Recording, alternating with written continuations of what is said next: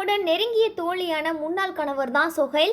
ஆரம்ப காலத்துல சொஹைல் மற்றும் ஹன்சிகாவுக்கு இடையில தொழில் ரீதியான நட்பு மட்டுமே இருந்து வந்துச்சு. அதுக்கப்புறம் ரெண்டு பேரும் சேர்ந்து ஒரு ஈவெண்ட் மேனேஜ்மெண்ட் நிறுவனத்தை நடத்தி வந்தாங்க.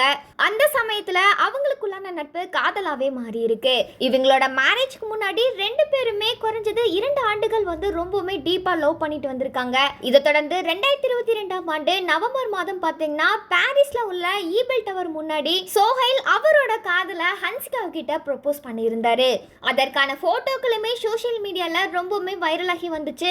அதுக்கப்புறம் ரெண்டு பேருமே டிசம்பர்ல மேரேஜ் பண்ணிக்கிட்டாங்க. மேரேஜ்க்கு அப்புறம் கூட ரெண்டு பேருமே கொஞ்ச நாள் ஹாப்பியா தான் வாழ்ந்துட்டு வந்திருக்காங்க. அதுக்கப்புறம் அவங்களோட வாழ்க்கைக்குள்ள நிறைய கருத்து வேறுபாடுகள் ஏற்பட்டிருக்கு. ஹன்சிகாவுமே தன்னோட திரைப்படத்துல தொடர்ந்து பிஸியாவே இருந்துட்டு வந்திருக்காங்க. சோஹைலுமே ஒரு பிசினஸ் மேன் அப்படின்றதுனால அவரோட பிசினஸ் மட்டுமே கவனிச்சு வந்திருக்காரு. இதனாலேயே அவங்களோட வாழ்க்கையில ரெண்டு பேருக்கு இடையிலுமே இடைவெளி ஏற்பட்டிருக்கு. கொஞ்ச நாளுக்கு அப்புறம் ரெண்டு பேர்கிட்டயுமே ஒரு அண்டர்ஸ்டாண்டிங்கே இல்லாம போயிருக்கு. அவங்க நண்பர்களா இருக்கும் போது இருந்த சுதந்திரம் அவங்க கணவன் மனைவியா மாறினதுக்கு அப்புறம் எல்லாமே கட்டுப்பாடுகளா மாறி இருக்கு. இதனாலேயே அவங்களுக்குள்ள ஒரு மிஸ் அண்டர்ஸ்டாண்டிங் ஏற்பட்டிருக்கு. இவங்களுக்குள்ள ஏற்பட்ட இந்த கருத்து வேறுபாடு காரணத்தினாலேயே 2024ஆம் ஆண்டு ஜூலை மாதத்திலிருந்தே ரெண்டு பேருமே தனித்தனியா வாழ தொடங்கி இருக்காங்க.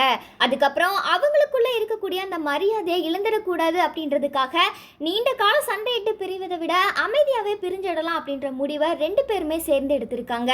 இதனால ரெண்டு பேருமே பரஸ்பர சம்மதத்தோட சேர்ந்து விவாகரத்து கோரி நீதிமன்றத்தில் மனு தாக்கல் பண்ணியிருந்தாங்க.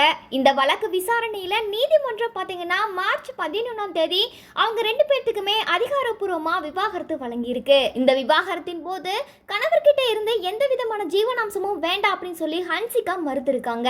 நடிகை ஹன்சிகா மற்றும் சோஹைல் ரெண்டு பேருமே காதலிச்சு திருமணம் செஞ்சிருக்காங்க. கிட்டத்தட்ட 4 ஆண்டுகள் கம்ப்ளீட் ஆயிருக்கு. இந்த நிலையில அவங்களோட 4 ஆண்டு திருமண வாழ்க்கை இப்ப முடிவுக்கு வந்திருக்கு. இதுக்கப்புறம் ஹன்சிகா அவங்களோட திரைப்பயணத்துல தான் கவனம் செலுத்த போறாங்க அப்படின்ற ஒரு சில தகவலுமே வெளியாயிருக்குது. மேலும் ஹன்சிகா மற்றும் சோஹைல் இவங்களோட திருமண விவாகரத்து குறித்து நீங்க என்ன நினைக்கிறீங்க அப்படின்றத மறக்காம கமெண்ட் செக்ஷன்ல பதிவு பண்ணுங்க.